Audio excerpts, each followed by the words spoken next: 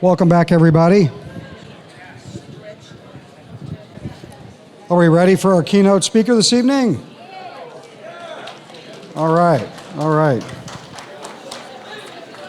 Well, our final speaker of the day and our keynote speaker for this conference is a retired U.S. Navy Chief Master at Arms. He is one of the pivotal witnesses that was present during the infamous 2004 Nimitz Tic Tac encounter. He is co-founder of Skyfort Strat, and he discusses his lifelong interaction with the phenomenon and his conclusions gleaned from 5 years of intensive investigation and involvement with the modern UAP Disclosure movement. I have the honor of introducing my new friend, Jason Momoa.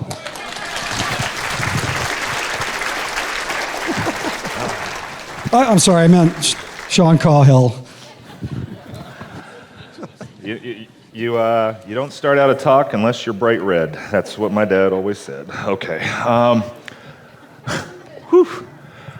This was not originally part of my presentation, so please excuse me if I haven't launched into the regular good afternoon and welcome and everything else. This is something that popped up today, and I thought we should all watch it because this is where we are today. This is progress. I think the second part of your question was related to UAP, or unidentified aerial phenomenon, and that UAP task force. And as far as I'm concerned, or am knowledgeable about that, I do believe it does involve collaborative inputs and information exchange with all kinds of countries around the globe, because I think these are not just solely actions or events that have occurred within the confines of the United States. They've occurred globally, and I think we're collecting that information. We're sharing information. We view that as an open and transparent effort and activity through the United States Congress and executed by our UAP Task Force Office. And so I would encourage greater collaboration and cooperation in that, and particularly I think as we see various technologies that will help demystify or debunk or clarify, but I think it's also important. One of the reasons that we are doing this effort is because national security concerns are of paramount importance, and so is safety of flight and deconfliction and collision avoidance and issues to preserve and protect human life. So when we can better share and exchange information, I think that's better, much like we do in the International Civil Aviation Organization, or otherwise known as ICAO, or in any other international body. I'm just going to stop it there because none of us wants to listen to a general talk too long. Death by PowerPoint is something I'm sure a lot of us have experienced before and hope not to go through today. So, all right, welcome. Thank you for coming. For those of you who've traveled, as I did, I really appreciate how far you've come and what you're willing to do to get here just to have this conversation. The title is pretty self-explanatory. I think we've heard it a few times. We don't need to keep hearing it. I want to put this out there, a small but important caveat. The data and conclusions contained within this presentation are my own. They are my opinions. They are aspects that I've gone through in my life. They're pieces of my history. It's very important to understand there is no classified data contained within this presentation. Thank you. Fortunately, some of us are born with spiritual immune systems that sooner or later give rejection to the illusory worldview grafted upon them from birth through social conditioning. They begin sensing that something is amiss and start looking for answers.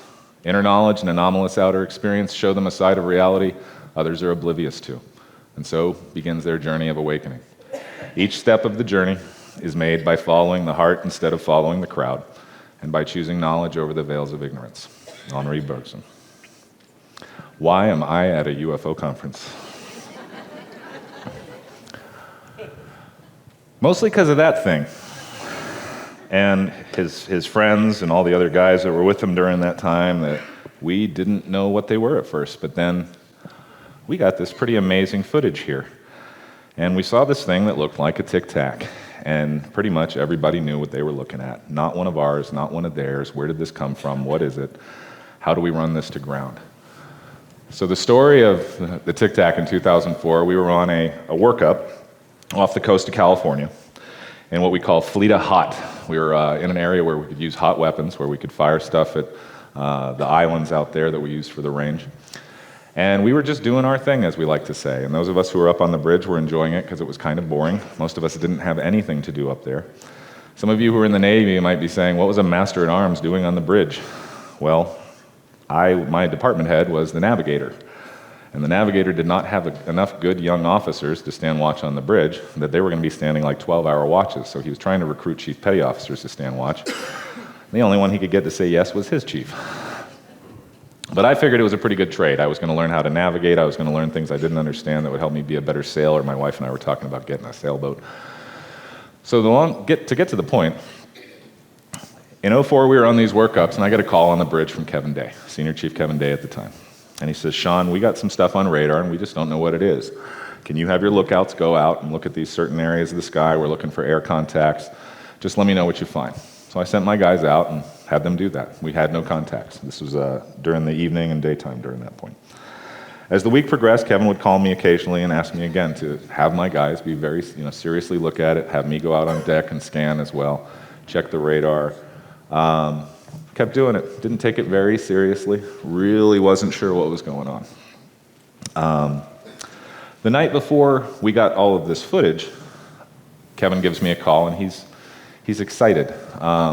He's anxious, and he's saying, Sean, he's pleading with me, please go out there and look on these bearings. Can you turn the ship to the following bearings and try to suss this out? I said, Kevin, I'll go out there myself. I'll talk to everybody on the bridge wings individually, and I'll radio all my lookouts on the sound-powered phones, and we'll get it done. So we went out on the bridge wings. I went out on the starboard bridge wing first, talked to the guys out there, then went out onto the port side bridge wing, and I started scanning from the port beam up to the port bow. When I reached the port bow, about 45 degrees off of the bow, about 2,000 feet up in a very clear, dark sky, were 5 to 7 lights. Now, 5 to 7 very bright lights like Venus, okay, had suddenly appeared there, swirling into a circle, okay? All of them moving towards the center of this circle, one at a time, blinking out. So when I say blinking out, they just ceased to illuminate. We watched these 5, I say 5 or 7 because they were swirling. I never did get a good count. I feel like I'm grabbing the image and looking at it. I turned to the lookout next to me and, using some pretty salty language, asked him, did you effing see that? And he said, yeah, Chief, I sure did. And we just kind of stood there for a minute. And I walked back into the bridge wing and looked up at the clock and noticed that Kevin would have been off of watch. I knew that the young Lieutenant JG that was on watch didn't care about what we were working on. This was something we were doing. So I decided to talk to Kevin in the morning.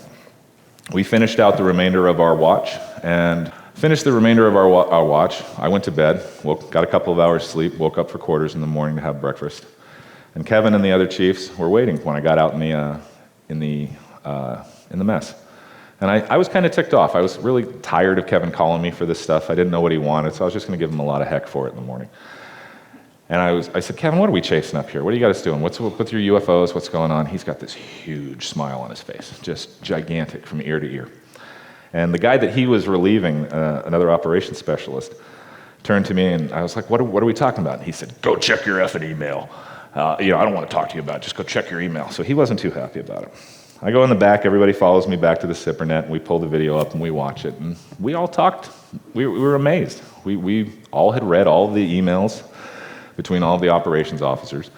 We knew that they had done their due diligence and run to ground temperature conversions or inversions, flocks of birds. We had Petty Officer Gary Voorhees running around all week making repairs and doing diagnostic checks on the radar. This was an all-hands-on-deck effort to ensure that these were real. So getting this footage was incredible. There were about 5 of us talking about it in the mess that morning. We talked about how this was a Roswell-worthy event. We thought we had witnessed something. We had seen something. This was going to change things. A couple of guys were very skeptical about that. As the days wore by, before we came in, we kept discussing it. A lot of us had I had came to the conclusion after everything, because we had an intelligence briefing that night where it was just only briefly touched on. for about 2 seconds to mention that we'd had a lot of fun that week, and now it's time to get back to work. But what it comes down to was that my captain wasn't bothered by this at all. And Captain Red Smith was a very senior captain at the time. He'd been passed over for admiral, and so he had what a lot of us call terminal pay grade syndrome, where you get the job done right because you have nothing to gain anymore. So you finally do it really well. But he didn't care. He wasn't scared, he wasn't interested, he wasn't baffled, and he wasn't surprised. So at around 30 years old back then, I said to myself, well, this is probably a DARPA program. And I kind of put that in the back of my pocket, patted myself on the back for being an American and having awesome technology, and just moved on with my day. Fast forward to 2017 when Lou Elizondo's came out in the article in the New York Times. We all saw this for the first time. Tom came out with the TTSA, and people started trying to have this new conversation. Things were going a little hard for us. We're military folks, we're government folks. After TTSA, we didn't know who to call. How do we get this conversation in front of the right people? So we started wargaming with each other. We started going back to our roots and how we networked in the military, how we networked within the Chiefs Mess. Some friends and I got together, friends that we tried to film a TV show with some other friends, including Lou Elizondo. We went to his house and filmed a few things. It didn't pan out, but we'd made some good friendships and realized that we worked really well together. And so we formed a think tank called Skyfort. Now the folks you're looking at there is that one schmuck on the left. The next guy to the right is Jake Mann. If you're a fan of the YouTube channel It's Redacted, he and his wife are the creators and operators of that channel. It's no longer monetized, but it has been left up in perpetuity because it's a fantastic place to send people for research on this subject, especially as it regards to official things that have gone through military channels. I think we all recognize Lou with the stogie in his mouth, and the next guy over there on the right hates having his face shown, but that's Jesse Springer, and you may know him as the voice of Walmart and many other companies. Now, what was Skyfort? A lot of people, it's one of those things where if you don't tell people too much, they'll build up what they want to think. And a lot of people like to think that we're this CIA shill group and that we're this government contractor that's grifting everything and getting all this money. Well, our company was open for a year, and then we shut it down, and we made no money. And we didn't want to make money. We never intended to make money. Skyfort was the clipboard, hard hat, and safety vest that got us over the line to talk to the people we needed to talk to. You got a business card, you got a name, suddenly you're not just a UFO dude anymore. You're somebody they want to hear from. You get a nifty name like Skyfort, they want to hear for it even more. You give them a triangle coming out from behind a cloud, and when they finally ask, you explain to them, we want to expose the reality of this situation. People find it more interesting than just an individual. So that's what that was. Skyfort is no more. I spent 20 years in the Navy. Today you get to go through my slideshow of my duty stations. From 1995 I went to NRTC Great Lakes. 95 to 98, submarine refit Site 3 in Guam. Then finally in 1998 I got a job. I became a Master at Arms, which is equivalent to a military police officer in the other branches. So in 98 at Lackland for that training, then 99 to 01 on the USS Constellation as a patrolman. 01 to 04 as a patrolman at Naval Station North Island. 2004 to 07 on the USS Princeton as the Chief Master at Arms. 07 to 11 at Commandant Observ 4 as the N34 Alpha, which is the anti-terrorism lead. 2011, I went to Fort Leonard Wood to become a investigator, command investigator, and basically a detective, essentially is what that makes you. In 2012, I served on Macon Island, where I had a heart attack off the coast of Africa. Had to be evacuated to Djibouti and then flown up to Landstuhl, where they placed a stent in my chest.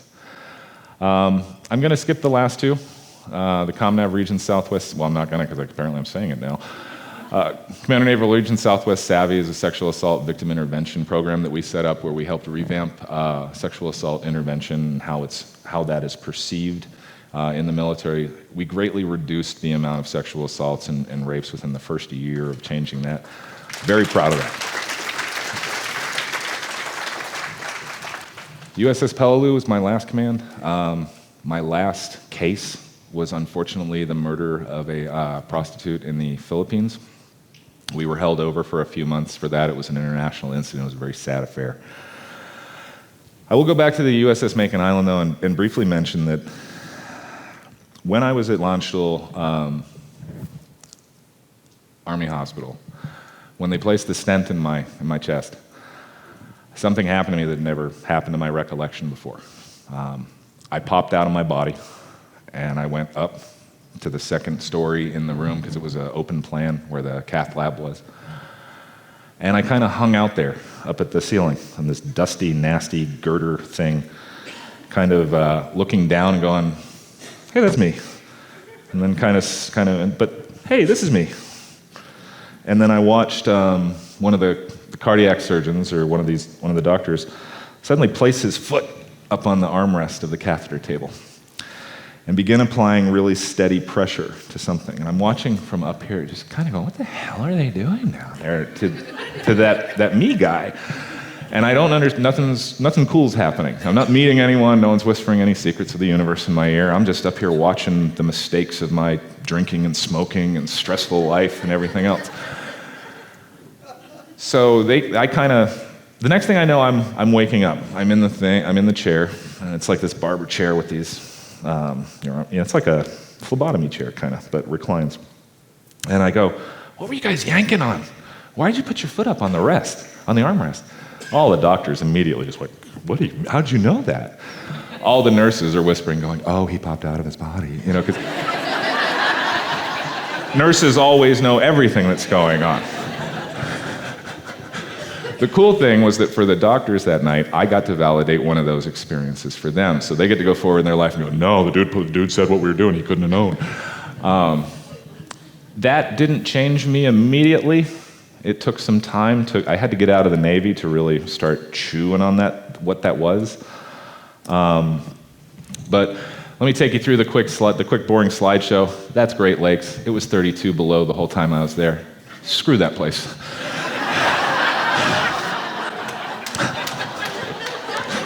If you're from Illinois, I'm sorry.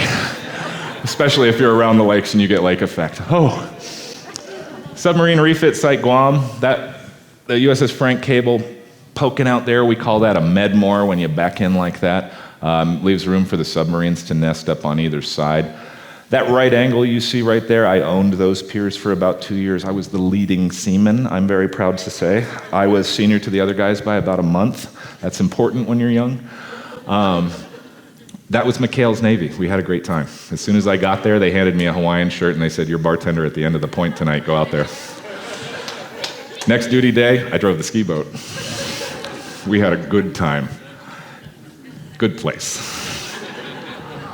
NTC, Lackland Air Force Base, Texas, that's not my class there. I did unfortunately have to wear the silly blue uniform, which can't find the tactical value in that yet either. Pardon me, but that does happen to be a friend of mine, and I found this picture on the internet, so I'm going to use it in his place. There's the Connie. Love that ship.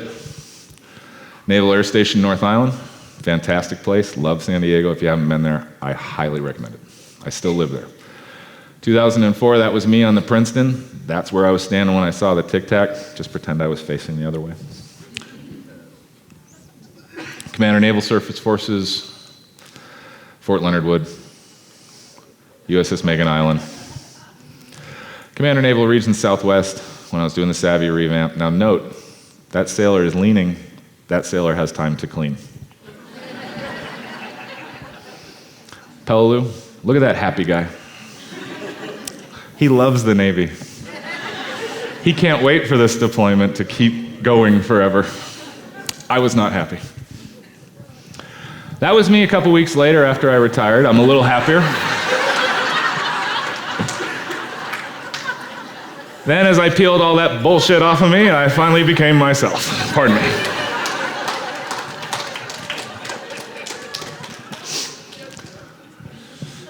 Now we get into the good stuff. All that stuff before, a lot of people have heard before. If you've seen me on TV or seen me on an interview or one of the podcasts we've done, you know about the Tic Tac and you know about some other things. But now we get into this stuff I haven't been talking about. The stuff that frankly makes me uncomfortable because I know how we're all attacked when we tell what we think happened to us. I know I'm in a good place. I know who you folks are. I've been watching videos from the Ozarks for years. a very soft spot in my heart for Dolores and her work. So here we go. I need your help. What happened?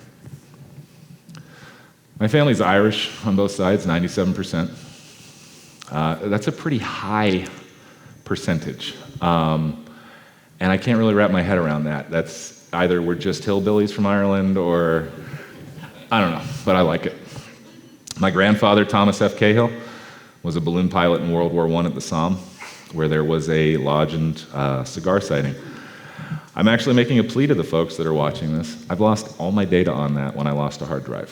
If anybody has data on the cigar that was seen at the Somme, it would make it would be very, it'd make, pardon me, it'd mean a great deal to get that information back.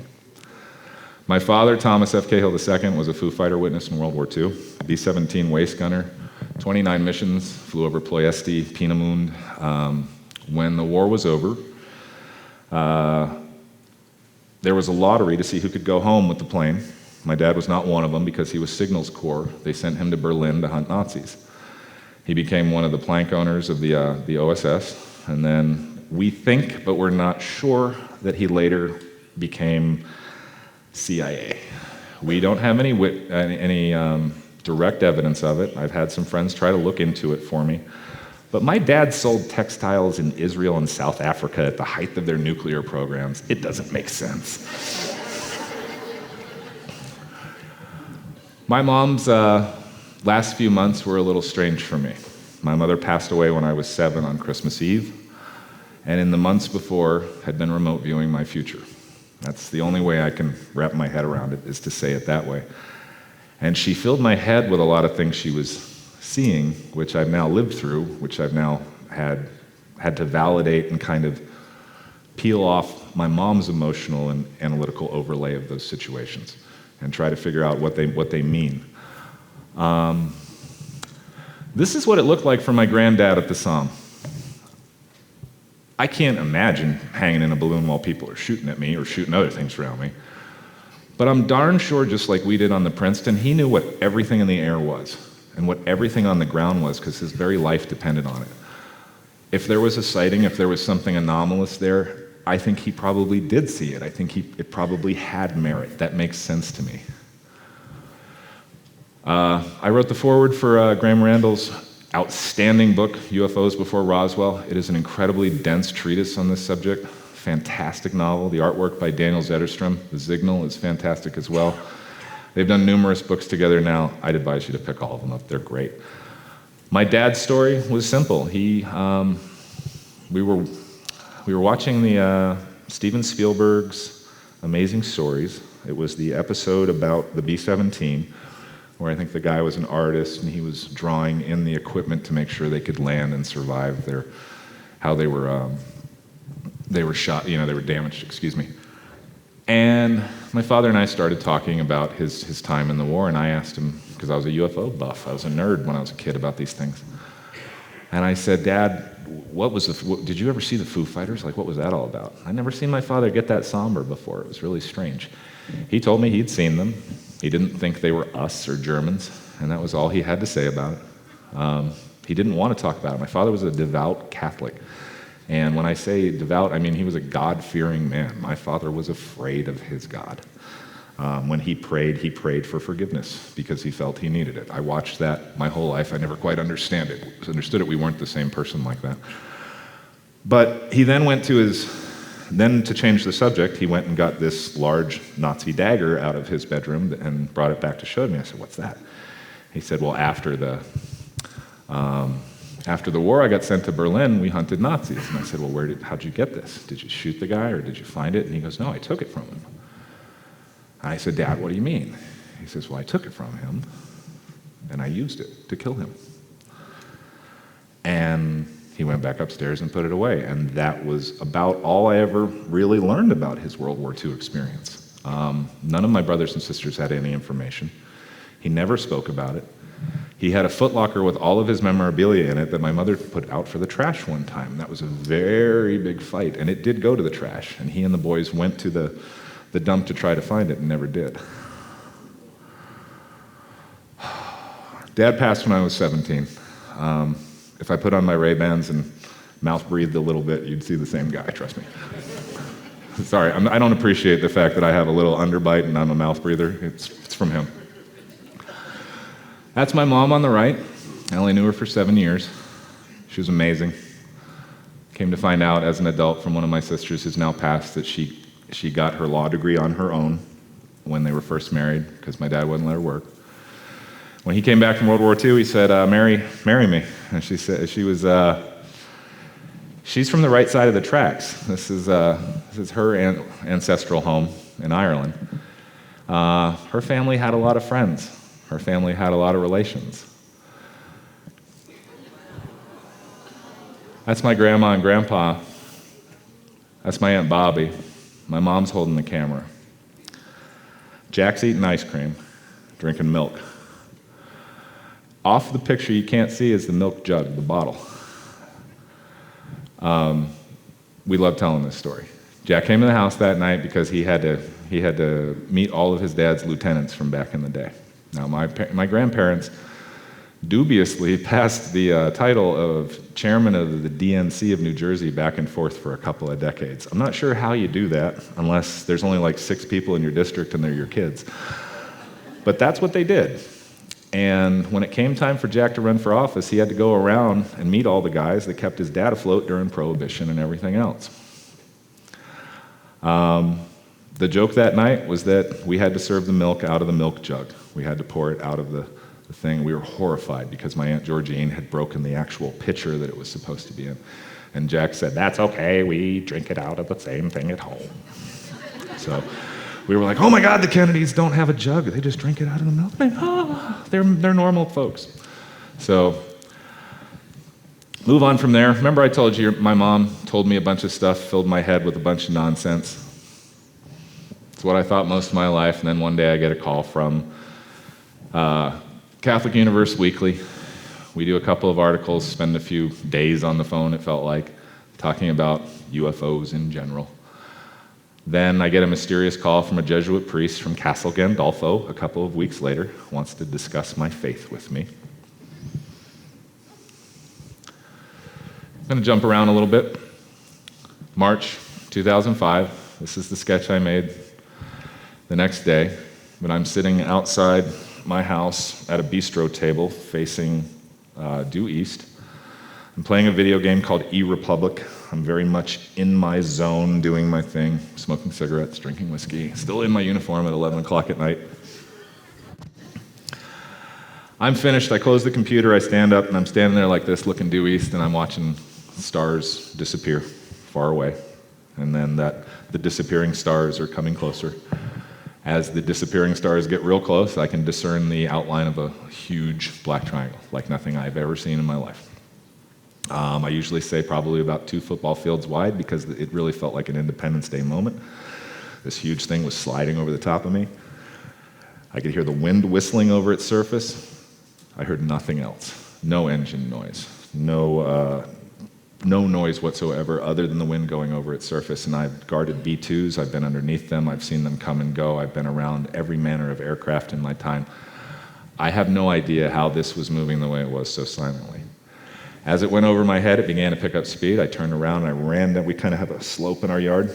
And I ran down and jumped up on the top of this table, broke off our bistro umbrella, which the next morning kind of gave me the validation, okay, this occurred last night. And I'm standing on top of the table and I watched this thing.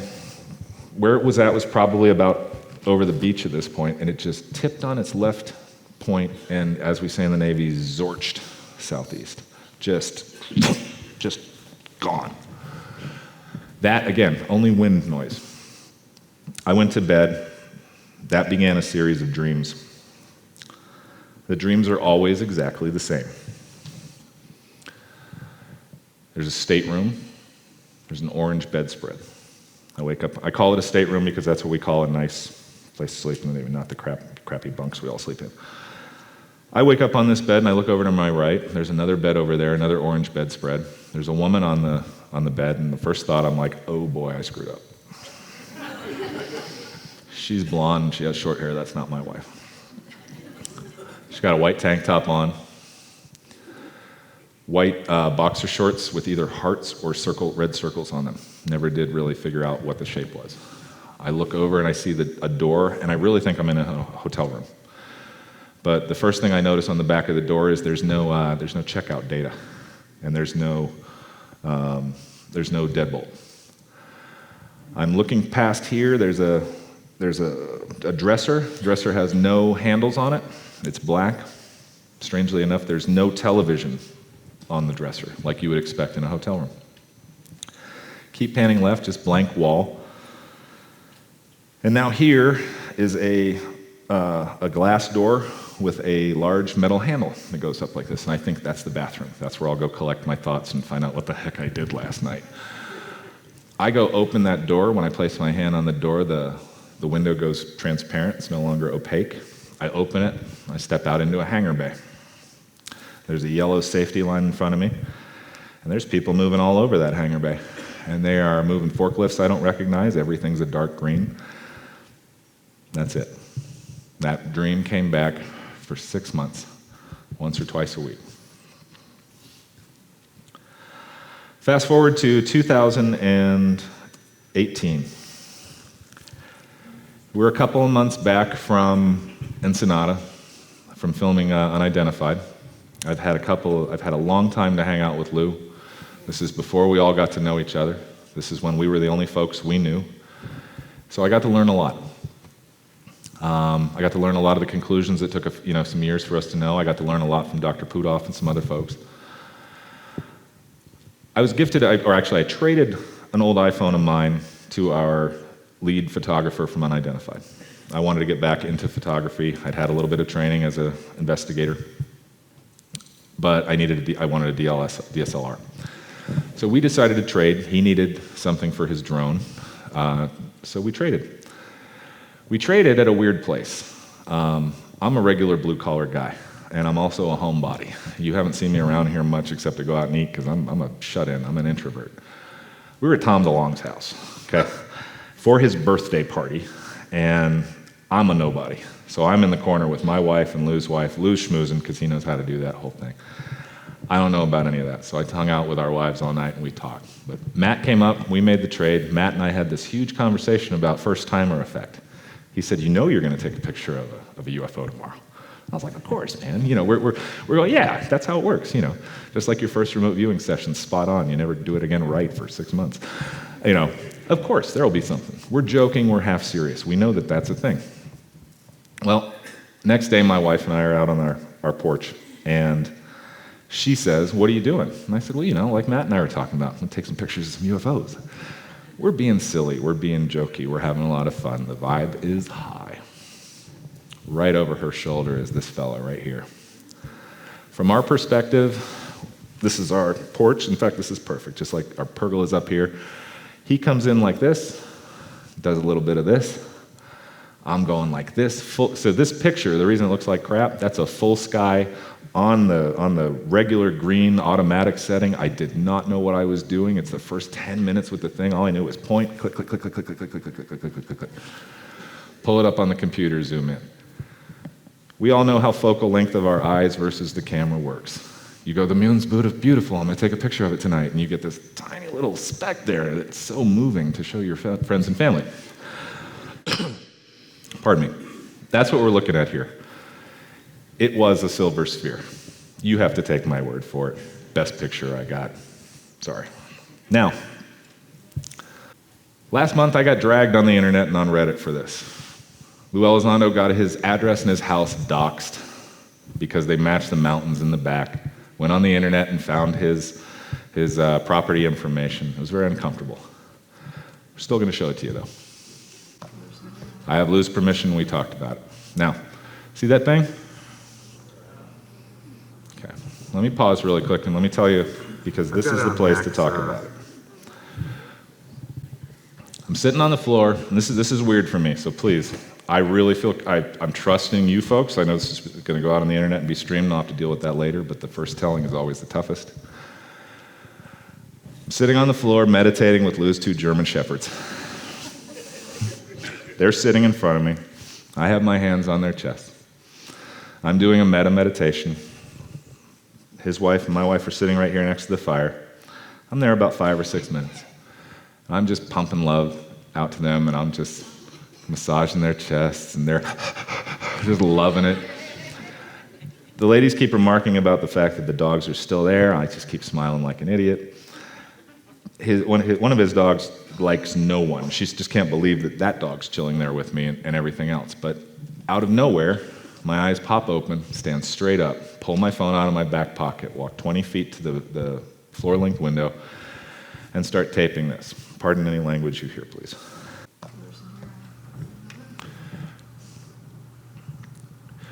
We know the sheriff.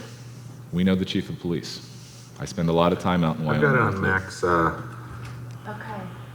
We'll look at it in a minute. We know the fire rescue folks. We know the folks who control the whole area. This is BLM land. There are no ultralights in the area. There are no bush planes that were flying that day. No one has flown in that area since the fire 6 months before. If it's not an airplane, it's a fucking. Well, I don't want to say it. No. You can see that it's going like this.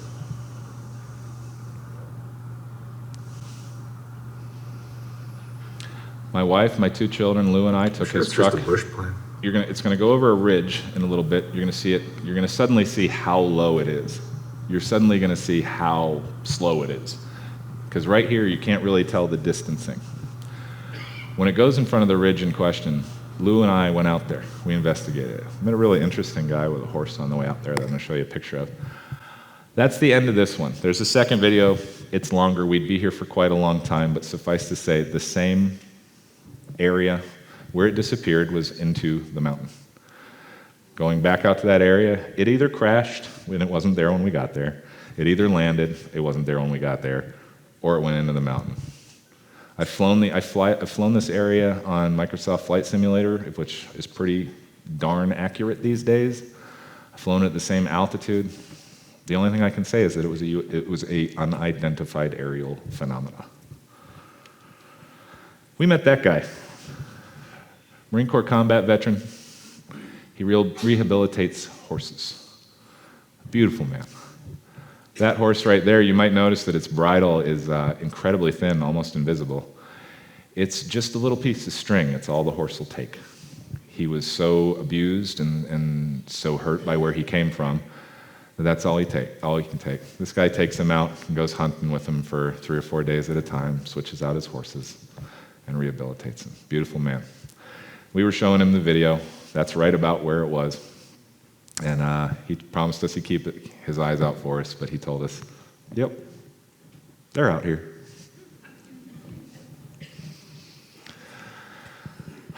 This is something that messes with me.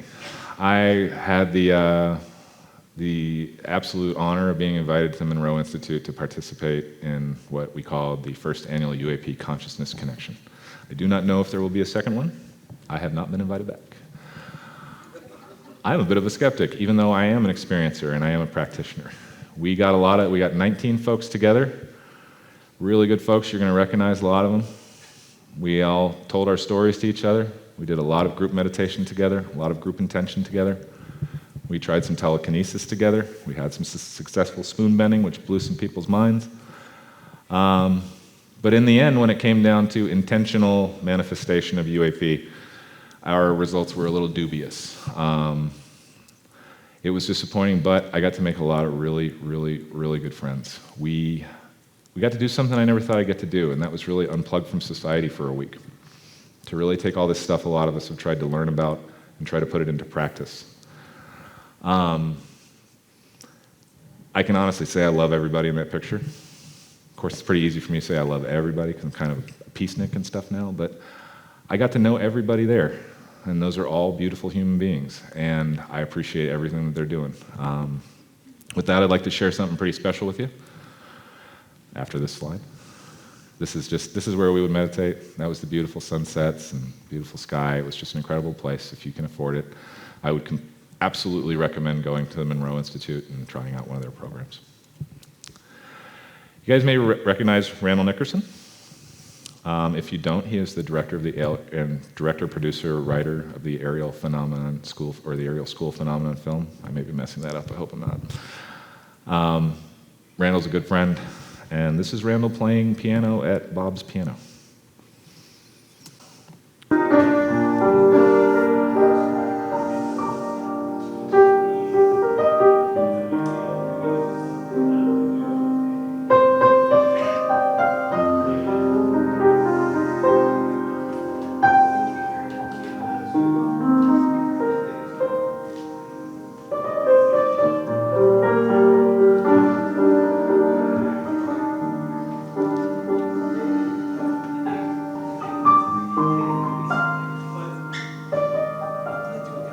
logistically, this one's easy. Now, this is about whole room. Now, John. Oh, sorry.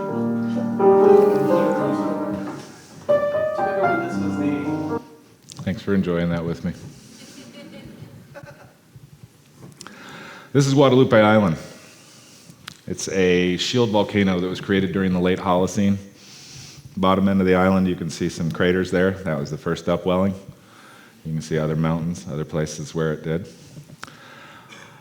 We came in from the northeast, came down the east side of the island, and anchored out near Playa Palmas, at the Palm Beach. That was where we spoke to, I can't remember his name anymore, but one of the world's most renowned great white shark experts who basically lives there on a boat that was gifted to Greenpeace by Martin Sheen. Actually, it's Martin Sheen's old sailboat. It's pretty neat. It's got this big lady on the front on the bowsprit and everything. They were on that sailboat doing tagging sharks. They were tagging great white sharks for the very first time.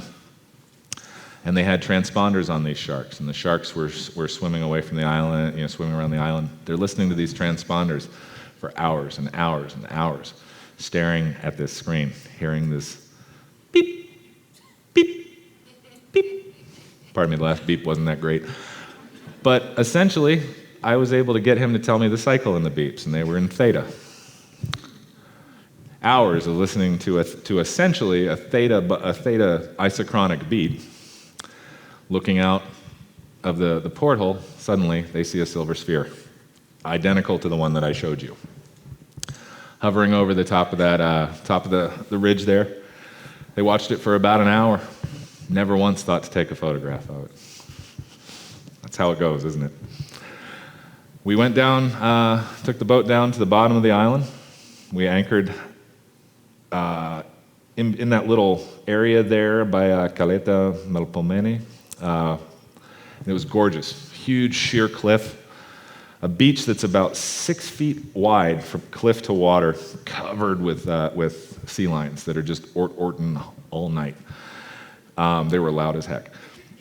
Me and the security guy ended up staying up late on the back end of the boat. We got to know each other, became really close friends. At that beautiful moment where we were both realizing how much we liked each other and wanted to be friends. Well, actually, it was right before that. The cameraman who gifted me that DLSR I talked about ran out from the berthing area in his underwear, okay? And we're on a mixed cruise ship, so that was a no-no. We'd had plenty of talks about how no one was going to mess this up. We were all going to be very professional, and here he is in his underwear on deck. And he's yelling, "What the F's going on? What's going on? What'd you guys see? What's happening? What's all the ruckus? What's the commotion?" We had a meeting before everybody went to bed because we had set up a low-light camera, other cameras, and we were saying, listen, if something goes down, if we see something here tonight, because we're in a hot spot, we don't know, first time anybody's come back to look, all hands on deck and we'll go to work. So he had experienced all that. Now, earlier in the day, for the very first time almost anywhere outside of the Pentagon, a bunch of people heard about the 5 observables for the first time, that this was real, that we had acknowledged that hypersonic travel, that transmedium travel, hypersonic velocity, that all these things were real, that low observability and cloaking was a real thing. So he was blowing minds, and I'm just sitting over there loving it, watching the sound guy just go, whoa, what does this mean? When my ear rings, what's happening? It's like all these questions started coming up for folks. So one of the things we talked about was how in so many of the accounts, there's a prescient thing that happens. There's a mix-up in time. Something pokes out at the wrong spot. For some reason, the pizza arrived before you ordered it. Why? We were just looking at him like, no, man, nothing happened. We're just chilling. Go to bed. We kind of gave him a hard time. We were kind of a little rude to him. He's like, okay, whatever, yeah. So he went to bed. About 20 minutes later, Josh and I saw what we can only describe as 2 Tic Tacs. He saw one come over my head this way, and I saw one coming this way. I described mine as an electric cloud. It looked like an amoeba with little lightning bolts kind of going around the whole thing, like it was ionized. His was smooth. We turned in opposite directions and both watched them go over the little island there and disappear over the horizon. That's when we went apeshit and woke everybody up. We had everyone on deck. Even Lou came out going, come on, you're serious? Okay, cool. So we're all bleary-eyed checking cameras and everything. We pulled out my FLIR attachment for my phone because it was all we could do at that time. We're getting it up there, we're filming the ridge. We can see something's a different temperature up there and it's moving around in the clouds. That's all we're sure of. We do this for about 25 minutes, there's no more activity. Then everybody just sits real quiet waiting for about another 20 minutes. Then folks start filtering back off to bed, and then before you know it, we're done. Next morning, pull up all the tapes. There's nothing on the cameras we set up, and the files for the infrared data on my phone are gone. Did I go back to my room and erase them? I don't remember doing that. I don't understand that. I have no explanation for it. Just a real pretty picture I love to give you a sense of the island. There's only a few hundred people that live there. They're all fishermen or scientists. All of the people that fish and live on the island are Mexican citizens. Foreigners are not allowed to step on an island. We're in one of the little whale boats that they go out and check their traps in. They were taking us around and showing us just really beautiful scenery, frankly, just these volcanic arches and things. And at one point, it looks like we're on a ride at Disneyland. We're in the boat. The walls of these obsidian walls are on either side, and there's this huge archway ahead of us. And I look up and I see that. I just kind of get the heebie-jeebies for a minute. And I'm like, we're going to go through that thing? And I look at Lou, I'm like, we're not going to go through that, are we? And he goes, ooh, I don't like that either. There's just something weird about it. We're like, I don't want to go through there. It was fine. We went through. They took us down to this blowhole that was incredible. He backs the boat into this cave, and suddenly the boat goes like this because the water dropped. And then he guns it and takes us out. It was incredible. I thought he was going to kill us. He damn near did. After that, they went around and pulled a few lobsters out of their traps to show us, what they do. They're incredible folks. And then we went back to our boat, and they all came on board our boat, and we talked about what they had seen. There's no way to describe what all these gentlemen had said other than saying that if you've seen the movie Abyss, they're living it. Huge lenticular rainbow-colored ships coming up out of the water a couple times. Having their fleets shadowed by what his cousin can only describe as some weird swimming dragon. But the thing that's most compelling to me and that I was moved to paint was a story of one of the spheres. Now, I drew this specifically with it making a splash in the water because at the time we weren't talking about transmedium travel. And I thought it would have been weird if I painted something going in and out of a water without a splash. But what they described was they would be out pulling the traps, and silver spheres about this big would pop up out of the water about 100, 200 feet away, about 10 feet above the water, and suddenly, as I said, zorch right next to them. He said these would be about 2 feet away from them. They see their reflection in them. Came right next to the boat, and he said the only feeling you have is that they're this eyeball, just going, what is this little guy right here? And then they would leave. And he says it happens. When they're in the vicinity, they're pulling the traps, the guys pop up out of the water, they come by to check them out, and they leave. On the right-hand side, what you're looking at is the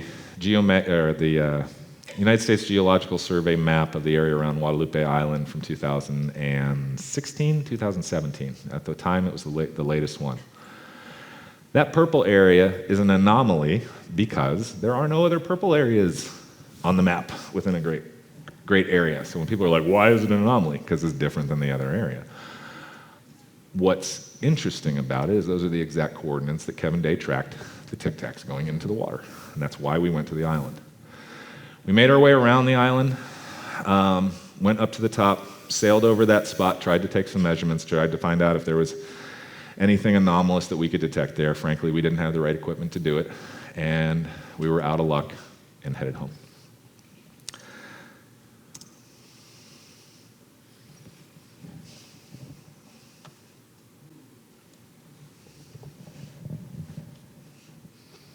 Oh, hold on. Let me back up really quick just in case that stuff doesn't make sense to folks. in the vicinity of Jamul, California. Okay, that's all. I just want to make sure any of the other stuff. This was the map of exactly where you're about to see was seen. That's an aircraft. Or excuse me, that's a bird on a wire. Sorry, I'm thinking of a different video. I'm getting ahead of myself.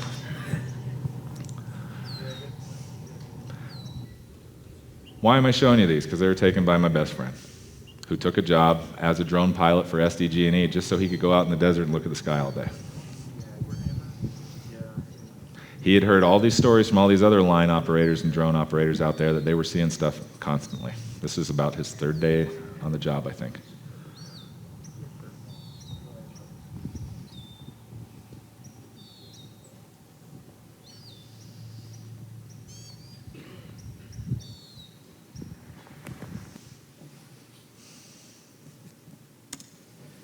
Oops, I need to do that again.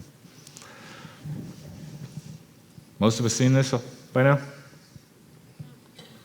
Top one is this is, I believe, David Politis's.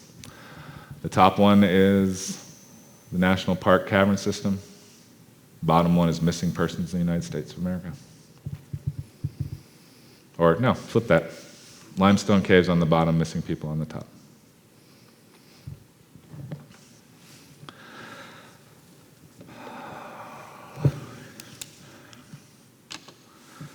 I'm going to take a break from these slides because I want to tell you guys a couple of stories that I've been through that I don't understand. Maybe you can put them against your own experience. Maybe somebody can help me understand what happened to me. Christmas Eve, I'm a child. My sister comes into my room. My mom's still alive, so I must have been 5 or 6. She's crying. She's scared because Santa Claus is here. My brothers are on the roof playing jokes on us, ringing jingle bells. Now I hear the jingle bells. I'm with her. I think it's reindeer. She's telling me no, they're trying to fake us out, but she's really upset and she's crying. We make it from during the course of this wrestling match that ensues because I want to go see Santa. She basically has me on the floor in front of my door in a headlock in my bedroom as a child. She's restraining me. I never got to leave that room that night. Something ran on the roof for a long time that night, back and forth. Jingle bells kept happening. It reminded me of the, if you're Catholic, the bells they ring during the transubstantiation. They sound just like those. The next morning was Christmas. We had Christmas. I was gifted a swing set, this hardwood swing set. The thing was huge. We were rich. We lived in Hillsborough, California. We had an octagon-shaped house with a courtyard in the middle that's bigger than the house I live in now. There's no way my brothers and my dad built this thing the night before. It had thousands and thousands of bolts and connections, and I mean, just moving the wood. Why would they have taken time to screw around on the roof? It never made sense. My sister would never talk with me about it again. If you've heard the bumper music for a podcast called That UFO Podcast, which is run by a couple good friends of mine in Great Britain. There's a song on there that's pretty cheeky and silly called Goblin Problems. It is a really bad song and rap that I did. It's really cringy when white guys rap, in my opinion, especially when they look like me. So please forgive me for it if you've ever heard it, but it tells a story of a very strange experience my wife and I had. We drank too much. We were arguing. It was a horrible argument, one that at the end we had decided neither of us were worth it anymore. We were sitting on the floor in the kitchen, crying, in the aftermath of deciding to divorce. We'll just divide whatever this is up and we'll just go our separate ways. The apathy of that decision had fallen upon us and we were just sitting there. When, like with the shepherds, I felt like I had to go look at something. Stood right up, went up our stairs, just left her in the kitchen. Probably why I was in trouble to begin with. Went up the stairs and looked out the window and called down to my wife. I said, "Jen, get up here." And she came right up. I said, "Look at that." Right over Steve's house next door, there's this weird, fat, pot-bellied, regular old flying saucer. Little dome on top. The dome looks like it's solid. Equatorial band going around the center with these huge, what look like rivets going around it. Very steampunk looking. I'm incredulous that it looks so much like it's supposed to. That's what's bothering me. I'm also weirded out by it looks like it's sick. It's covered with a weird verdigris or rust that looks organic to me somehow. In that moment, I turn my head, my vision sees what I can only describe as Linda Moulton Howe's Trantyloids, a very scary, emaciated, high cheekbone, sallowed face, rib cage showing. It was brown, and it was covered with the same red, rusty, organic verdigris problem that the saucer seemed to have. My memories are very tactile. I can feel them right now. I pushed the screen out with my hand. I put my right hand around its neck and reached with my left one and jumped out the window, trying to take it to the ground by the neck. I said, "I see you, MFer." I remember kicking the table over, going out the window, and then the next thing is I wake up in bed. I'm in the middle of our king-size bed. That's weird.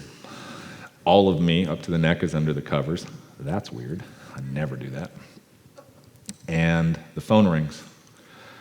I pick the phone up, and it's my wife. Before I answer it, the flash of everything comes back through my head. Memory of everything. Punctuated by the fact that the last memory that's in between is waking up on my cold driveway in a big beam of light in a pair of boxer shorts there's no way in hell I would have ever put on me.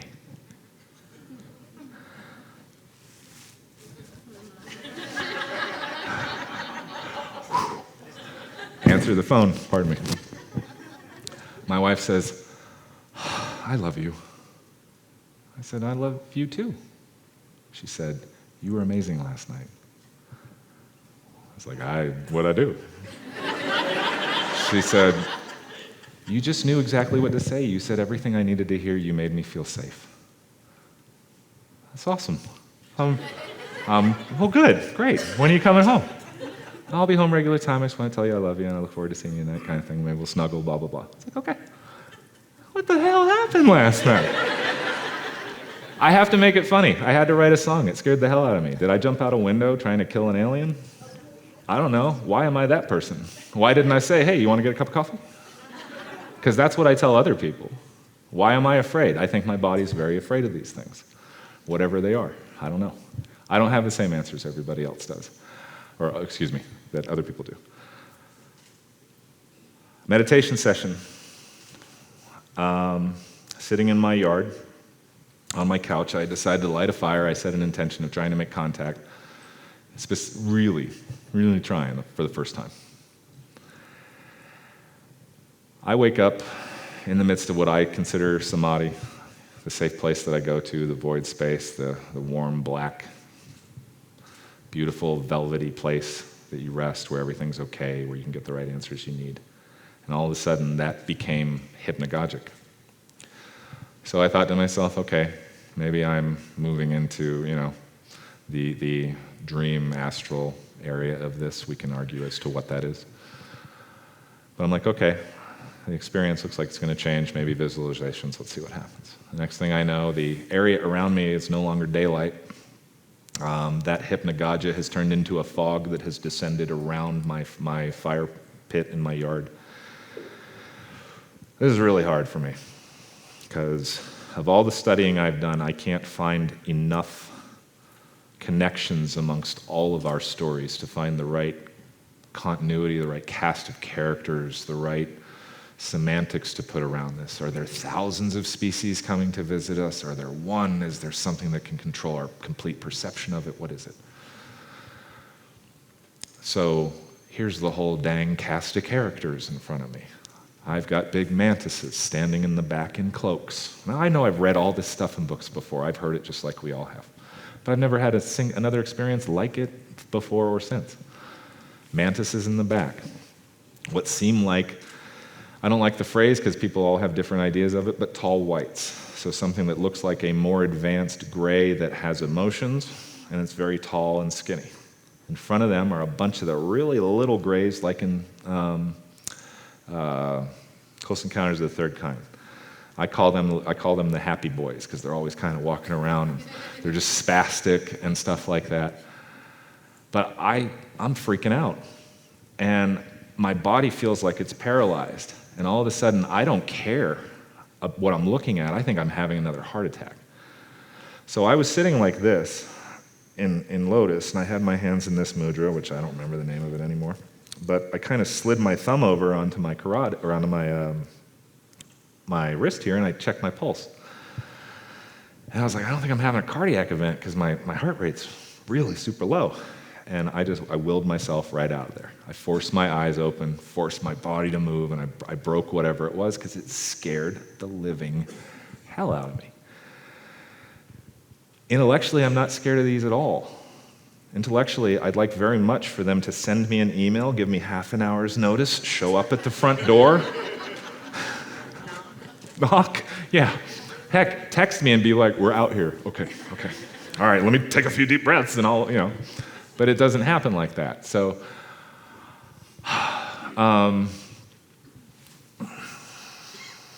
let's see. I didn't think I was going to get emotional here. I recently lost a high school friend that I haven't spoken to in years. He passed away a couple weeks ago. He was present for 3 different events that we had as teenagers. We joined the Navy together. We even bumped into each other in boot camp. And because he owed me about $1,000, he never talked to me again. But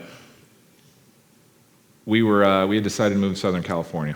My girlfriend was moving down there to go to college. We were the band. We were the singer, the bass player, and the lead guitarist. The drummer got married and went in the Army. So we were like, well, whatever, we'll find another drummer in LA. The last night that I'm like, guys, I'm moving. You gonna come with me or not? They were at the house to make the decision. We were, my friend Dean that passed was part Native American. He had found that out from his father. They had a good enough percentage that he decided he wanted to learn more about it. I believe he read Black Elk Speaks and a couple of other books, and they'd really moved him, and so he had decided to make a sage pouch for each of us. He had broken up some of the cigarette butts that were in our ashtray, took the tobacco out of them. According to him, it was all going to be okay because of his intention. We smoked a little tobacco and had a little ritual and set our intent and decided together the band was going to move to Southern California. We walked out onto the little piece of concrete in the steps in our crappy little apartment in San Jose, California, and we're standing out there passing this cigarette back and forth, kind of living in the brotherhood of that moment, really feeling it. Around the Bay Area in Northern California, not a lot of owls, not a lot of big white owls, not a lot of frickin' gigantic white owls. About this tall from the table, white owl lands on the power line in front of the 3 of us, 2-3 feet. When I say 2-3 feet away, I mean here's the owl, and we're right here. It lands looking that way and turns to us and goes, "Whoo!" None of us knew what a lot of us in here know now about the connection of owls and the phenomenon and everything else. We thought this was just, this was Dean and the spirits, and I'm sure it probably was too, but we didn't know what to do. This huge thing landed, hooted us, and then wafted air at us and took off. The next morning, we made the mistake of inviting what we called the kukui to leave the apartment and come with us also. The whole time we had lived there, we had all been seeing this face looking in through the windows. We were walking our lights and they're going out, all this kind of weird stuff that teenagers love. We built a whole zeitgeist around it, called it the kukui, and I'm down on the street with the U-Haul about to close it. Chris is up there about to close the door, and I go, "Hey, hold on." And I go, "You coming or what, kukui?" And I pretend to watch it go down the stairs, hop in the truck, and I close the door. I was like, "All right, we can go." It was in the apartment when we got there, down to Southern California. About 3 months after that, and I know this all sounds weird. Remember, this is a teenager. This is not a professional United States Navy Master at Arms telling you about this. This all happened when I was a young, dumb child. Fast forward, actually, we got to back up again. That was when we moved to Southern California, but now I have to back up to the one that I have to build up to talk about. We're down at the bottom of the hill. a road called Quimby in San Jose. The road runs up the hill where my sister lived at the top of the foothills. Over those foothills are a valley, and then Mount Hamilton and the James Lick Observatory. We're down at the bottom of the hill playing Mortal Kombat, drinking Jolt Cola, smoking cigarettes, and being idiots.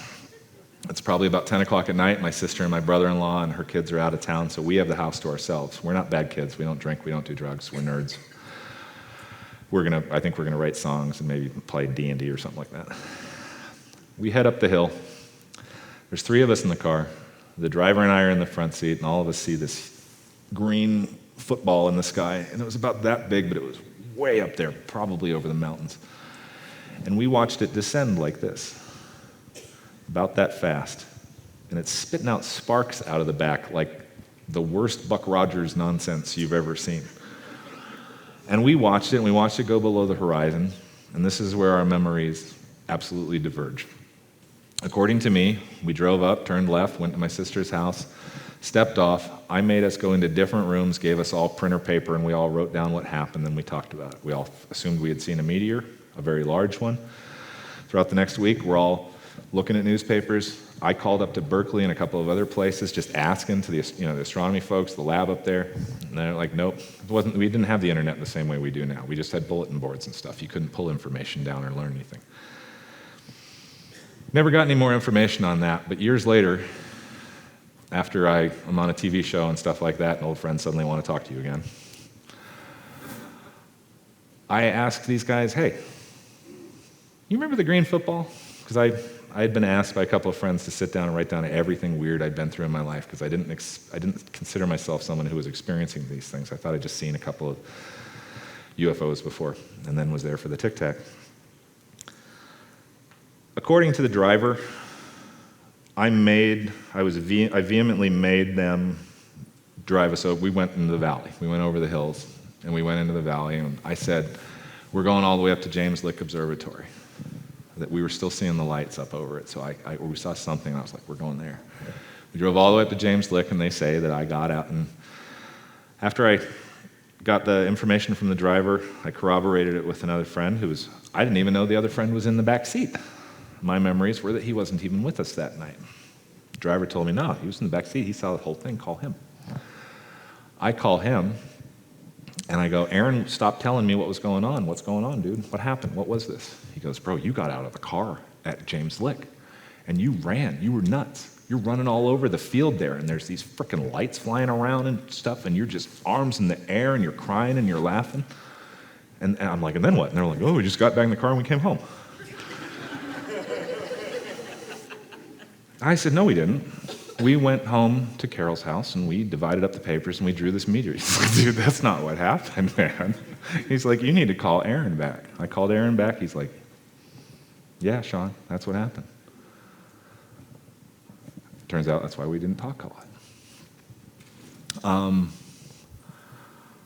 I don't know if I want this stuff.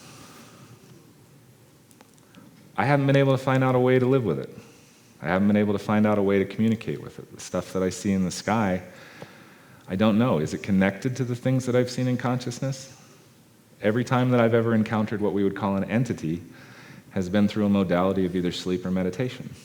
That's why I think the recollection of the story at Mount Hamilton bothers me so much, is that you're telling me that I had the experience we're all dying for, that we're all dreaming of, that all those of us who are confused and want to know what's going on finally want to have that cocoon moment where the light shines on us and they want to talk to us, and we're lucid and we get to understand.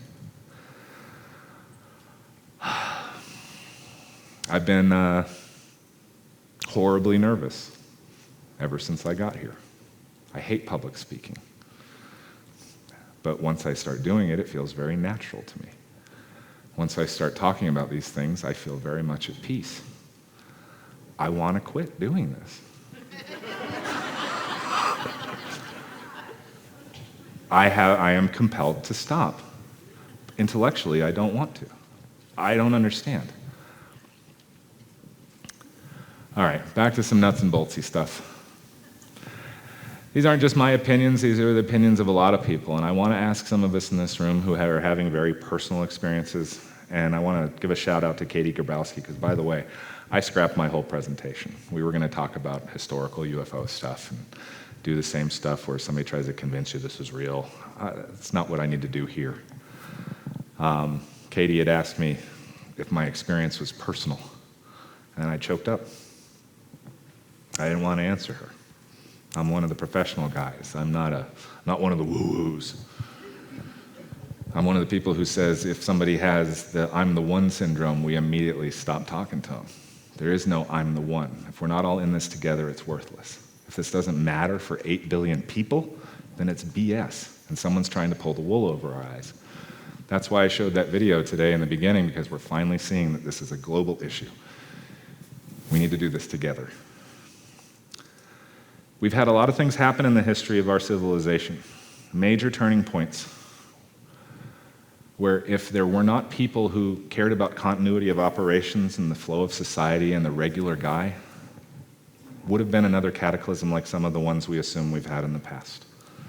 So if we don't see this paradigm shift as something that needs shepherding for all of us, that we can't constantly say that those in power are trying to pull one over on us, that it's a psyop. We can't always go there. We have to become part of the process to ensure continuity of our civilization. If the milk stops getting delivered, if the police stop arriving, if the fire station stops working, we're all going to be in trouble. That's the kind of thing I'm talking about, not ideological ideas or anything like that. The way that Skyfort helped some people get where we did was by doing this. We identified high-ranking and respected subject matter experts. We called everybody we could think of, and we're like, hey, let's talk, what's going on? And we tried to figure out who was going to be able to hold up against congressmen, staffers, and other folks, who could stay pragmatic, who could stick to the details. Educate thought leaders. That's dangerous.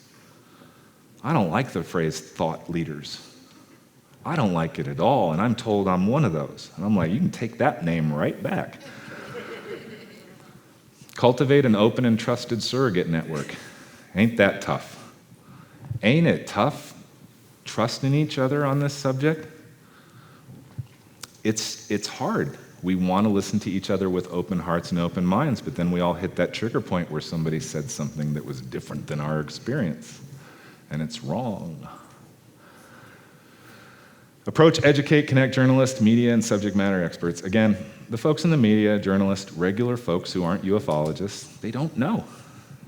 I dare say we do know a little bit more than they do.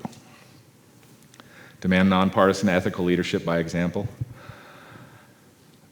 I promise you this, the day will not come where I let any nonsense stand that I've been involved with. If anybody lies about this, if this turns into some kind of psyop, you will watch me go down with the ship, because I will fight.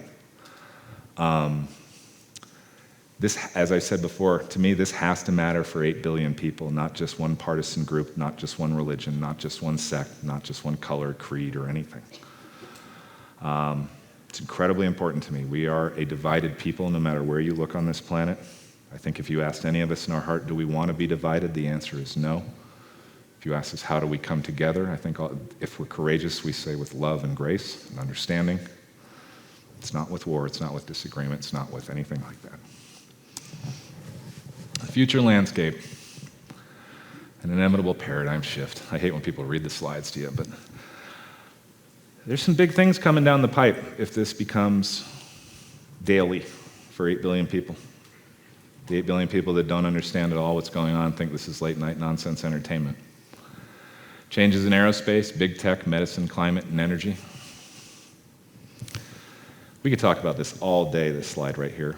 We don't have to, but do me a favor and find something in there that matters a great deal to you and help with it, please. We need more pragmatism. We need more future advocacy. I'm very afraid that we're going to ask for all of the answers too quick. I don't know if we will rise above them. Science, consciousness, religion, and psychology. I don't know if you guys are familiar with the meme on the internet of Winnie the Pooh with some different faces, and next to them are ideas that advance in their silliness until he looks like this. But it's a nuanced idea to teach a lot of people that the three major Western religions on earth, all worship the same deity, have half of the same books, and disagree on everything. I don't think any of us want to keep going forward with that. We need to bring everybody back to the fold, I guess. Psychology. You've shown me seen pictures of John Alexander. I'd consider him a friend and a colleague, but recently John said that yes, they were successful in planting a false memory of alien abduction into a person's head during their programs. He said it in public on a podcast. So now it's part of the public. Now it's part of the record. If you can do that once, how many times can you do it? If you can do it to one person, how many people can you do it to? We need to be careful. A lot of people worry about Project Bluebeam. Everybody's got their pet conspiracies. Everybody's got their pet psyop. Doesn't have to be Bluebeam, might be Yellow Beam. Might be a different color coming from a different country. If you understand what I'm saying. If China ran a psyop against us and had this kind of level of technology, we're in trouble. Same with Russia. Two big baddies in the world. I was an anti-terrorism specialist for the majority of my career. That was what my bread and butter was. Anti-terrorism is prevention. Counter-terrorism is fighting back.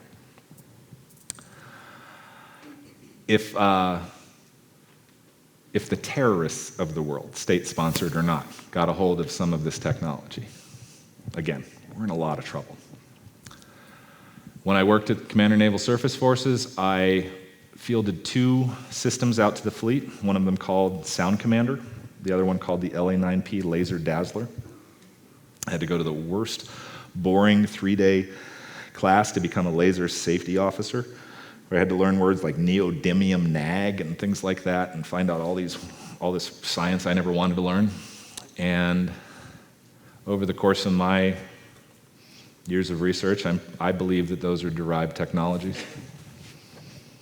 I believe that Philip Corso, while not completely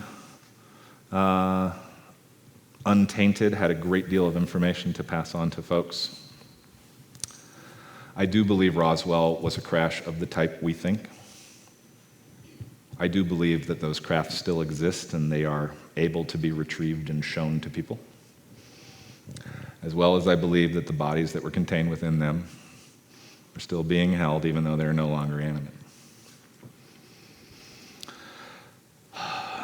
If you've read any of my articles, I have tried for years to lay out to folks this isn't new. This is the umpteenth program. This is the 100th time at Disclosure that another group has tried to break out and change things. It would seem that at each time the leadership goes, no, let me see that a little bit. Hold on. Give me that. Go away. Come here. That's what it looks like every time to me. We're trying really hard to make sure that doesn't happen again.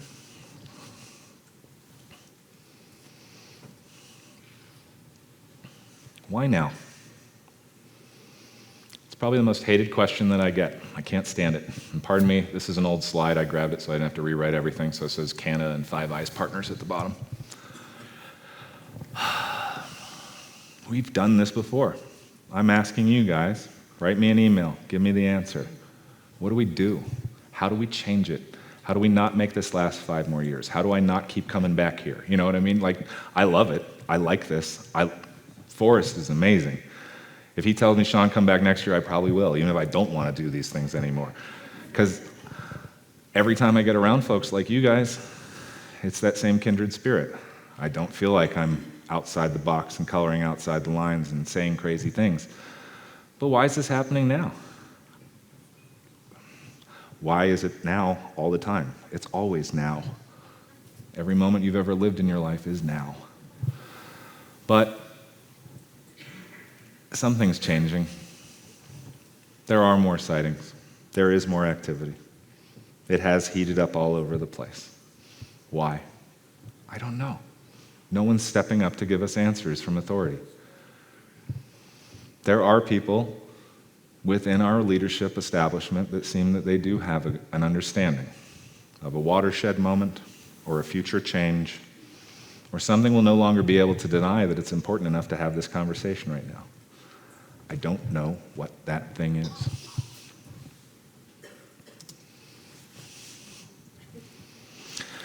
It's my favorite story about Albert Einstein. When he was 5 years old, his father bought him a magnet, brought the magnet home to Albert, gave it to him. He played with it and played with it and played with it and tried to force that needle to point in any direction other than north, and he couldn't do it. But in that, he figured out there's something out there that I can't see, something that I can't sense that has control over this piece of metal right here. There are forces in the universe I can't see that exert influence over me. If you've done more studying, a lot of us in this culture like to find the spots where he admits, I didn't think this up. A lot of us have noticed the similarities between EMC squared and the ohm symbol. We're all living a very interesting existence. We have a consensus reality we all agree on. A lot of us are experiencing it right now within this room. Then we all have our individual realities that we can't quite share with each other. Things that are more anecdotal. Maybe they occur in consciousness, maybe they occur when we're alone, maybe they're just feelings. We have to try to translate those things to each other. One thing I'm sure of is that our perceptions are malleable, that we are easily manipulated, easily influenced. I will say that the one thing that is more powerful than all of those influences and all of those outside triggers is your heart. It is your willingness to change, your willingness to look yourself in the eye in the mirror and say, am I doing what I came here to do? Am I the person that I wanted to be? Am I embodying the values that I truly believe in, or am I hiding behind my own shame? It's my opinion that when we walk around that shame and when we see each other as the equals that we are immortal souls, in my opinion, having a human experience. I'm not even sure that this body that I live in, and this will cost me with some people, I'm not even sure the body and the mind are the same thing, because we seem to differ in what the two of us want. My body wants something very different than what I want.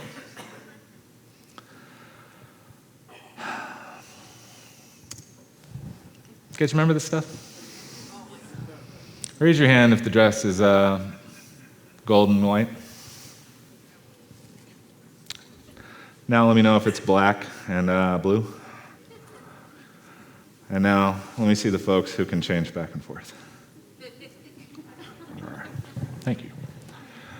Everybody this time sees the gorilla on the right? How many are familiar with that video? Okay. If you're not, it's an outstanding video you can look up later. I didn't want to show it to you. I'd rather talk to you about it. You're asked, tell me how many times the ball is passed by the people wearing white shirts. And you count, and you're very happy that you count, and you're like, can't wait. It's 15, it's 25, was it all right? Was I right? Were you right? Nobody cares. You missed the gorilla. That gorilla walks right through these people playing basketball, and none of us see him the first time. None of us. Now, we'll convince ourselves that I know, I'm looking at that beautiful gold and white dress right now. I'd love to buy that dress for my wife. I'd be pretty ticked off if it suddenly turned black and blue.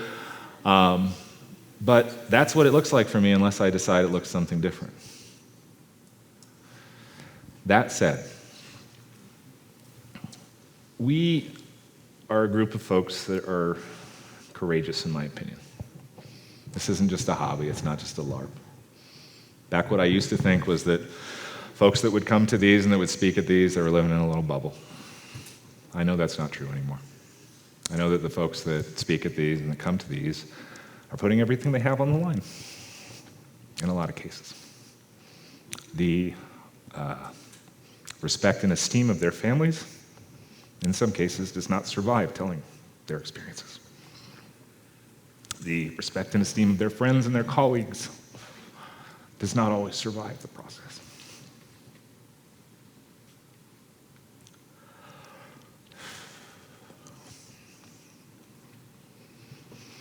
I've had the opportunity to meet most of my heroes. I've been humbled by their humanity. I've been humbled by the work that the people I work with do and the sacrifices they're willing to make. Dr. Gary Nolan, Luis Elizondo, Christopher Mellon, among others. None of the people I'm working with are doing this for fame or fortune or money, nor gravitas, nor reputation. They're doing it because they believe in it. And as soon as they found out how important this was, they never stopped working on it. And it makes me ashamed to say that I want to quit. But I'm probably not gonna, because of how I feel right now. And because of what I feel in my chest when I'm telling you guys this, and I'm not afraid to let my voice sound like this. We have a lot of work to do. Whatever we came here for, someone has co-opted that. It's my opinion, someone is siphoning something off the top of our destiny, and it's not returning to us. Maybe I'm wrong. We're going to take questions after this, but I want to thank you for your patience, your time, and your open hearts. I've gotten to know a few of you here. Spent some time with you at night with a couple of too many whiskeys since we've been here.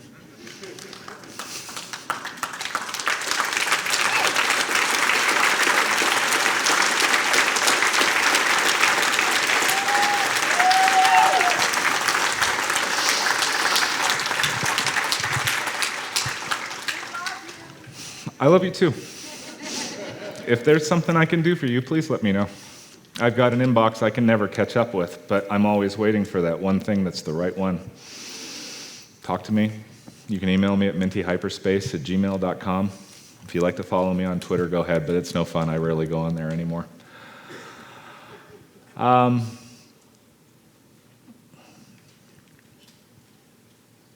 I want to thank Forrest, I want to thank Nancy, I want to thank everybody else who has put this together, and I especially want to thank Forrest because he chose me to come to this.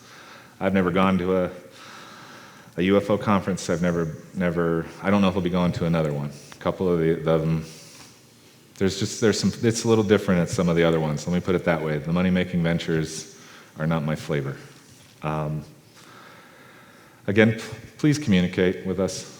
Every correspondence that I get, when people ask me to pass things on to Lou, et cetera, I do. We appreciate the support. It's hard to be called a boogeyman. That's about all we've been called in a lot of spaces. I've been called a shill, a CIA operative, a brainwashed fool, a liar, an ego, a prima donna, you name it. But with that, I would love to take your questions if you have some. So I was really curious about the instance that you described about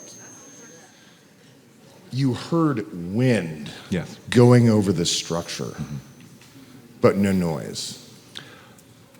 Beyond that noise, yes.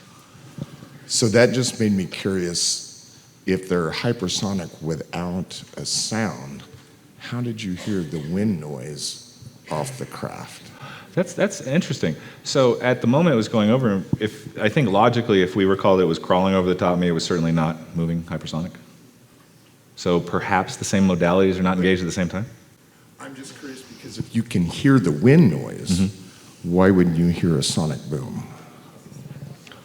Well, what I'm saying is that I have no indication that it broke the sound barrier either. Like Zorch doesn't mean 0.9 on the Mach scale or something like that. It's just a went fast term. I understand you, but I believe there are different modalities these craft can engage. That there may be an AG element, perhaps with an ionic thrust that's a lot more benign. Because we got to remember, we have made observations of ability. We can only speculate on the tech. So I really don't know. It's pure speculation on my point. Yeah. It's a really good question, because if that modality is engaged, you are correct. It should not be affecting the atmosphere, just as it should not affect the bathysphere, the lithosphere, or the vacuum. So I appreciate it. Thank you. Thank you for your presentation. And as you spoke and as you ended your presentation, I felt like you were speaking now from the heart and totally out of the brain mind. And I'm thinking that this is so unusual for men And somewhere in your life, you had that experience to move because you were trained to think from the brain. And now, I mean, your closing comments, you were totally from the heart. And I want to know what happened in your life to bring about that transformation, which we know is bringing you and all the planet to ascension. Thank you. You're welcome. Thank you.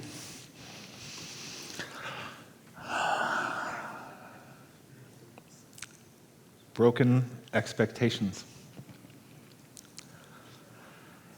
Anytime in my life I've tried to place an idea of a trophy on top of a bookcase and set that ideal, that thing that I've wanted so much will be the thing that I lose. It began with my mother when I was 7. Christmas Eve. I had my joy of Christmas taken away from me. I had my sense of the divine feminine taken away from me. I was no longer nurtured. The next day, my father when I asked him, what happened, why? He said, well, I think God needed Mom more than we did. From his standpoint, that must have been what he needed, but I sure needed her more than God did. I gave myself throughout my life to all the people I loved. Found myself betrayed at every turn. Cheated on, stolen from, lied to. I've turned away from spirit. I've dove into spirit. It's a choice. In the last couple of years, I was on the precipice of losing everything.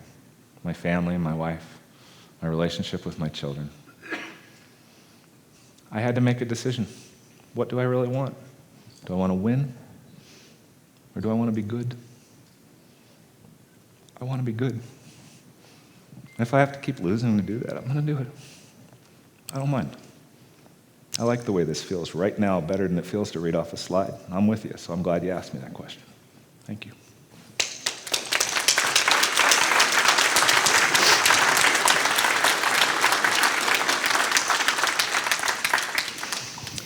USAF, SAC, Cold War era, SPS. Thank you for your MST work.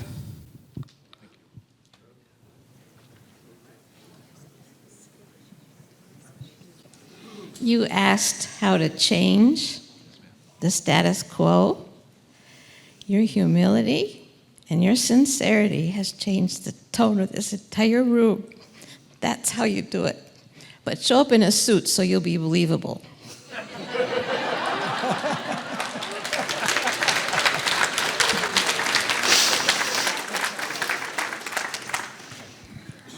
Hi, I just want to say thank you for the great lectures. It's very moving.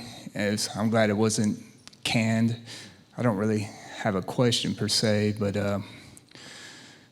when you're talking about the floating platforms, I've researched that. And have you found the patents? Like, have you seen, I mean, those are, Yeah. So. Yeah, there's a lot out there. Salvador, And, I mean do you think those are plants or that's for real? Or? Well, there's a lot of patents out there. So we could talk about the St. Clair Triangle. I think it's John St. Clair has a number of patents.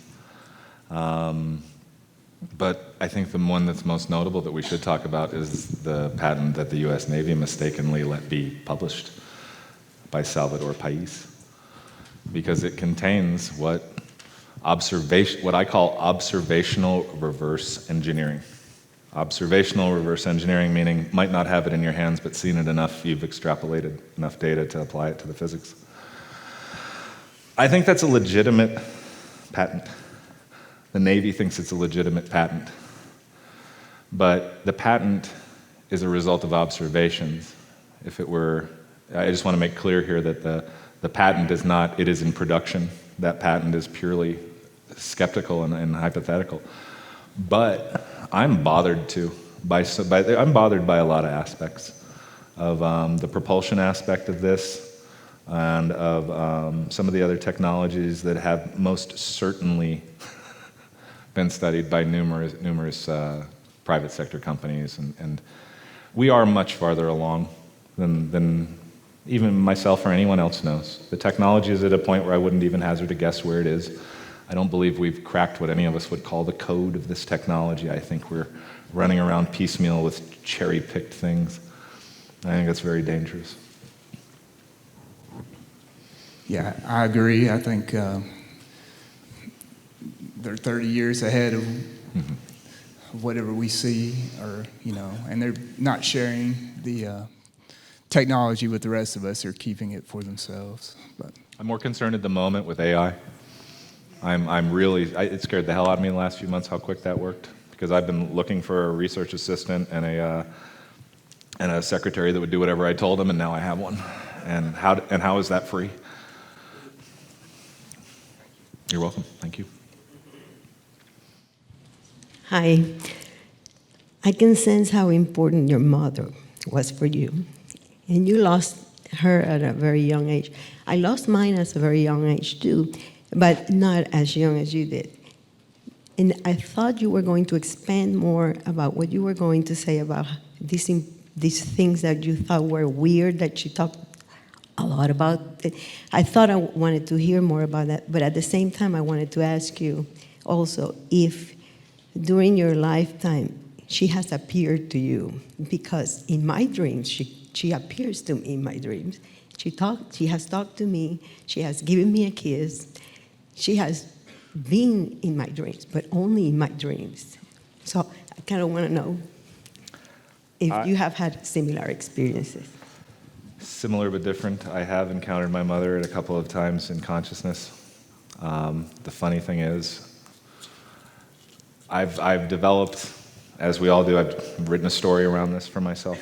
And that story for me is that we decided that I was not going to be able to get where I needed to get unless I could transcend that loss. That was like, if you can transcend that loss, if you can find grace and compassion in this, then it'll open up doors for grace and compassion in many other areas. My mom was a devout Catholic and a fifth generational secret Irish witch. I mean, her and her mom and her grandparents and all of them, they still did what their moms did. But my mom's Catholic experience and what I look like right now made her think I was somebody else that I'm not. Yeah. And when that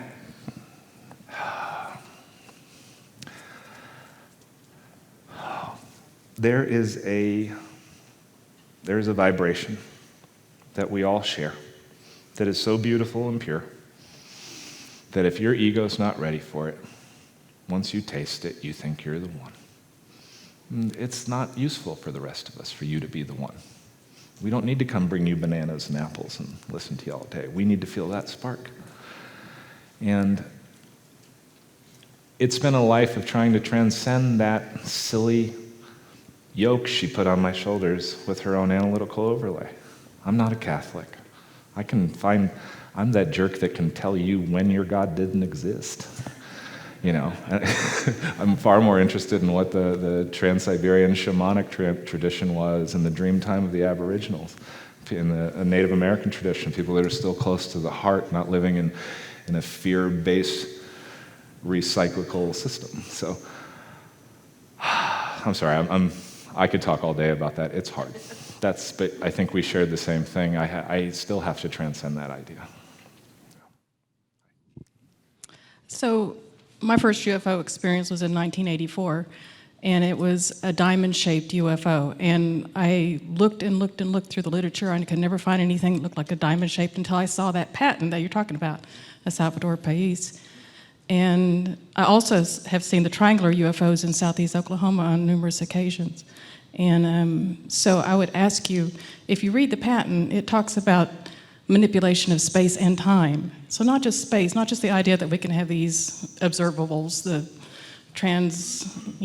dimensional, going from interface from space to atmosphere to water with no, transition like we would expect. But also the idea that they can manipulate time, which could indicate that these are actually something from the future. What is your thought on that? Time and gravity are absolutely connected. It's my opinion and the opinion of many others that if you possess a 5 observables capable craft, that you do possess a time machine. The only thing that if you're familiar with Michael P. Masters and he's got some very serious hypotheses and theories on that the origin of this is time travelers from the future. I'm okay with it, but I don't see it as a single point source. I don't think we understand time.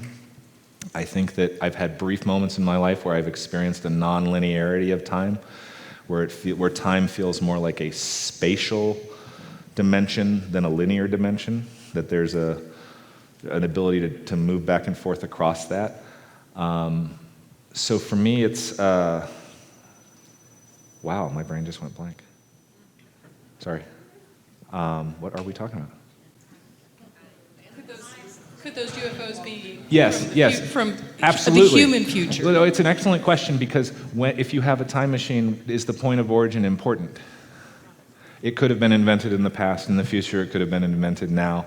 And if we're dealing with parallel realities, if we're watching people walk through the multiverse, I love Marvel. They gave us a way to talk about this. I mean, we could talk all night and be like, okay, well, remember Doctor Strange? But I think we're trying to apply very linear and dualistic explanations to this, when I think that saying, well, they're time travelers, yes, but we're time travelers.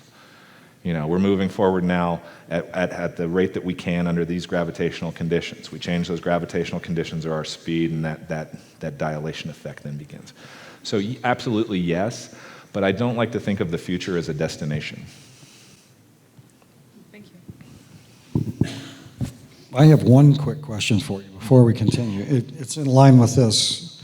That is, do you think it's possible that any of the craft that we're seeing are ours, that we've figured out enough to make our own anti-gravity propulsion systems or whatever and be flying some of these?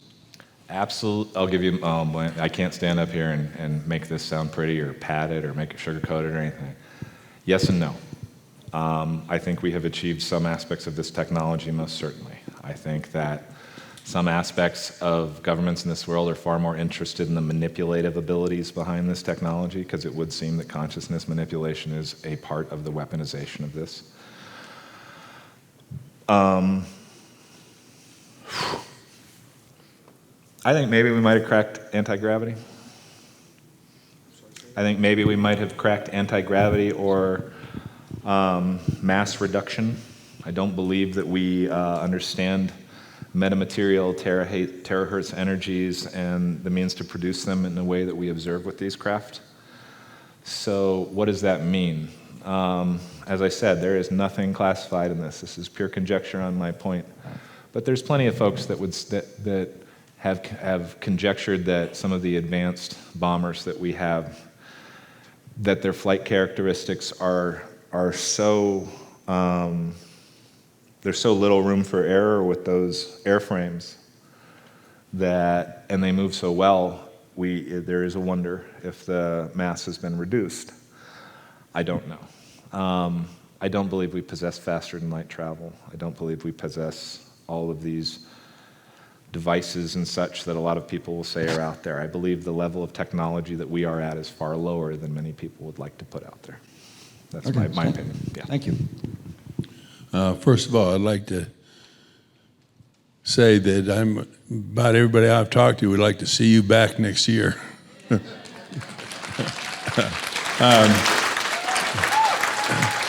Another person, you referenced another gentleman that a lot of people know who he is David Paulides.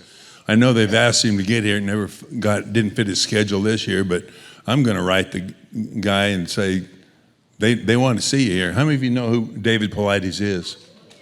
Oh, that's great. Look him up if you don't know who he is. It's worth it. I completely agree. And lastly, just to lighten the mood a little bit, you mentioned California a lot, some Mexico. I was raised in Southern California, Anaheim. Spent a little time down on the border, and So, been to Ensenada? Have you been to Husong's? I have not. No, we only hung out at the hotel and we're on the boat. It's a legendary bar right outside of Ensenada. Husong's? Okay. You got to go see it. Okay. Where did you live in Anaheim? So I lived in Anaheim. I lived off of Malul and Harbor. And I worked on Harbor and Catella. I was a barista at International Blends. We were at Lincoln and Valley View over by where Cypress College is now. It was Anaheim at one time, and they changed it to 4 different towns. Okay. Anaheim to Buena Park to La Palma and finally Cypress. Same street address the whole time. I dated a girl in Buena Park, and then when I went back, the town wasn't there anymore. Yeah. I thought she just tried to get away from me. Okay. Well, they changed, it was like the 4 corners of the United States for some reason. They kept changing us for electrical and water, but the address was the same for the whole time we were there. But yeah, if you get down to Ensenada, go to Husong's. It's a famous place. Thank you, man. Isn't that where the waiters and waitresses are mean to you at Husong's? Like they're rude to you on purpose, and that's kind of their shtick? Some, but you also need to sit with your back against the wall. Know where you're at, know who's in front of you. I remember a Husong and Larry's up in Oregon. I don't know if they're still open, but I think they're part of the same folks. He's right, it is fun. Thank you very much.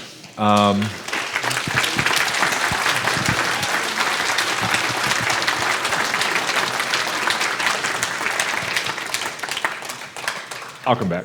I don't know if I'm going to do any of the other ones, but I'll come back here.